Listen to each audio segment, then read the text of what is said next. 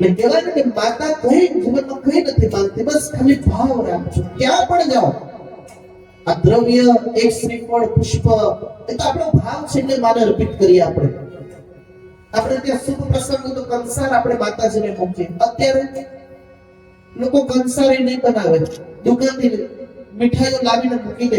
મીઠાઈનો કોઈ અર્થ નથી, પણ તમારા ઓરડે તમે જ્યારે કંસાર બનાવો ને, સુખડી બનાવો ને, ત્યારે તમારો ભાવ જ જુદો હોય. મેં મારી મા માટે સુખડી બનાવું છું, એમાં તમે કેવો ભાવ રાખો? ગોળ રાખો, કોઈ ખાંડ નાખે, એક ભાવના તમે જગાવો છો કે મારી મા માટે લઈ જાઓ, મારી માને સુખડી બહુ વાલી છે. હા, નાજે એ કહું મેરડી માને બહુ ખૂબ વાલું હોય ને નૈવેદ્યમાં, તો ભગવતીની સુખડી છે. માને સુખડી બહુ વાલે છે. ઘણા ભક્તોને મેં એક જ કહ્યું, માં ઘણા ભક્તોના કાર્ય પૂરા કરે ને, તો એક જ કહ્યું, તમારા કાર્ય પૂરા થઈ જાય તો સવાસેર સુખડી માને જમાડવાનું છે. માને સુખડી બહુ વાલે છે. હા, માને મંગળવાર, માને રવિવાર, માં ભગવતી તારણી છે, કૃપાળી છે, કરુણાની કરનારી છે. માં ભગવતી કોઈને દુખી ના કરે. હા, પણ બાળક જ્યારે એનો કર્મ ભૂલી જાય ને, માં એને પાઠ ભણાવવા આવે, પણ માં ભગવતી દુખી ના કરે. ઘણી વખત તો મારા રવિવારે પ્રશ્ન તો થાય, પણ મારો એક જ ધ્યેય છે કે હોમના આંગણે મેલડીમાં પહોંચે. મારે અને કોઈ જરૂર નથી રવિવાર આવે બેસે જાય નહીં. મારો એક જ ધ્યેય છે કે માની પ્રતિમા કાર્યાલયમાં છે. આજે માની પ્રતિમા ઘર ઘર થાય, મારા 3 વાટના દીવા થાય, મારા 3 વાટના જ્યોતના માના પ્રમાણ છે કે જે ઓરડે મારા 3 વાટના દીવા થાય ને હું મેલડી સૂક્ષ્મ સ્વરૂપમાં આવું છું. એના પ્રમાણમાં જ મોર એક છે. અગાઉ પણ મેં કીધું તો આજે પણ કહું, આ 3 વાટના જ્યોતનો પ્રમાણ કેવા છે? અહીંયાથી દીવ 700 કિલોમીટર છે. કેટલા? 700. અને એનો બિચારા એક કાકા જે રેકડી ચલાવે, ધર્મના પાછળ મુસલમાન હતા, બિચારા રેકડી ચલાવે. લગભગ રાત્રે 12:30 1 વાગ્યાનો સમય એમનો ફોન આવ્યો કે ભાઈ હું તમારા મામાનો મિત્ર બોલું છું. મેં સારું, બોલો કાકા. અમે જાતના મુસલમાન છે. મેં કઈ વાંધો નહીં, બોલો ને કેમ, શું થયું? ના, એમ કે અમને થોડી તકલીફ આવી ગઈ છે. ત્યારે એ કાકાને મેં એક જ શબ્દ કીધો, જાતને ધર્મ તો આપણે બનાવ્યો છે. આ તો માં છે, આખા વિશ્વની જનની છે, એ ઉત્પત્તિ કરનાર છે, એને ક્યાં જાત લાગે? અને કાકા કે મારો જવાબ દીકરો, ખબર નહીં શું થઈ ગયું ભાઈ. ગાડા વેડા કાઢે છે, ગાળો બોલે, કપડા કાઢીને આખા ગામમાં નીકળી જાય છે, ફરે છે, દોડે છે. સાંજથી આવું થયું. અમે કીધું સારું થઈ જશે, સારું થઈ જશે. ડાક્ટર પાસે ગયા, ડોક્ટર તેને સલાઈન ઇન્જેક્શન માર્યું, પણ કોઈ ફરક નથી. અને થોડી વાર થયો સમય, એટલે એને તો કપડા કાઢીને દોડવા માંડ્યો. એવી હાલત થવા માંડી.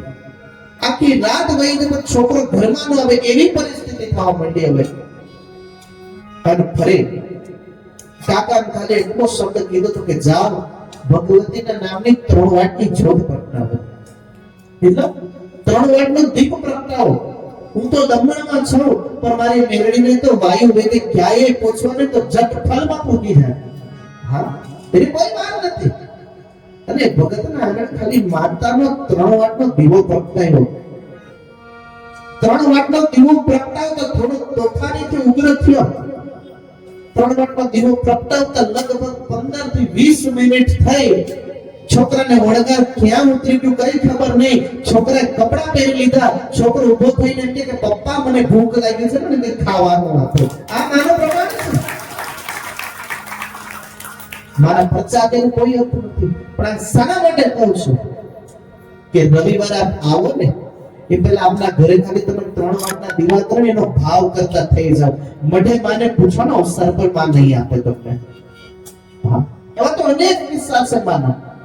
વારે ઘડે એક જ કહો કે માની પ્રતિમા મૂકીને 3 વાટનો દીવો કરજો. 3 વાટનો દીવો કદાચ મઢુને ન અવાય, 3 વાટનો દીવો કરી માને સુખડી જવાડજો. આ ભગવતી મઢુલી છોડી તમારા ઘરે નિવેદ લેવા આવશે, એટલી ગેરંટી. એટલું ઘરે પછી કોઈ ની કે માં આવે એની સાબિતી કેવી? તમે એને ભજન તો કરો. જો તમારા રૂવાટા નો ધુજાવે ને તો ભદ્રેશ ભગત ની માનતા નહીં ભાઈ. રૂવાટા ધુજાવે પ્રસાર કરાવે હું આવી છું. માં ખૂબ દયાળુ છે. કહેવાય કે ભક્તમાં ભાવના એવી હોવી જોઈએ કે માને કે માં સાંભળે.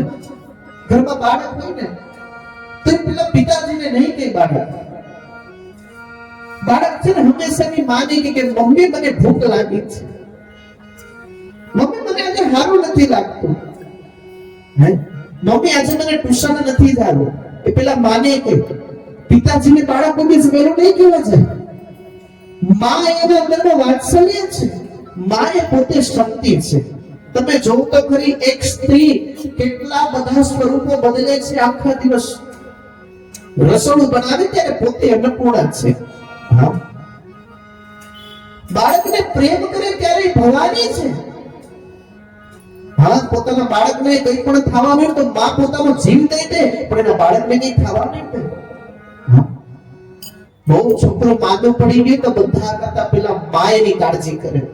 પિતાજી તો થોડા આગા જોઈ, પણ મા એને પકડી લે, એને લગાવીને મારા દીકરા તને કંઈ ખાવા નહીં દે, કઈ દર ડોક્ટરો પાસે ભટકવા માંડે. માં છે, કઈ બી થાય, મડુલીમાં કઈ બી થાય, એનો હંમેશા એક જ સંકલ્પ, માં તું પૂરું કરાવજે, માં તું કરનારી છો.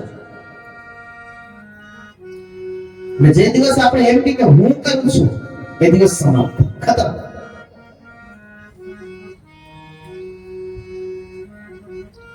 ઘણી જગ્યાએ લોકો ચોકીદાર રાખે, મંદિરમાં ચોકીદારો કરે, બહાર સિક્યોરિટી રાખે. મારા આજુબાજુ ઘણા લોકો મને એમ કે ભાઈ અમારે ત્યાં રાતે આ ચોરી થયું, અમારે ત્યાં રાતે આ ચોરી થયું. પણ આવા લોકો એ લોકો ક્યાંય ભલે પણ મને હસવાનું પણ આવે. અમારે બાર કાકા છે એમ કે અમારા વચમાં કોઈ તાળું ખોલી ગયું, પણ મને હસવાનું એમ આવે મઢોલીના અંદરમાં તમામ વસ્તુ ખુલ્લી છે. મારી પેટી એમ પડી છે, બાના વાજિંત્ર સ્પીકર બધું ખુલ્લું પડ્યું છે. કા ચોરને કેમ કોઈ અહીંયા આવતા નથી? મારી પાવડી ચાંદીની પડી, મારા છતરો પડ્યા છે. હું તમને ઘણી વખત જો હમારા નહીં उसकी हमें फिक्र नहीं. જે આપણું નથી એની આપણે ફિકર નથી. જે એનું છે એ સાચવે.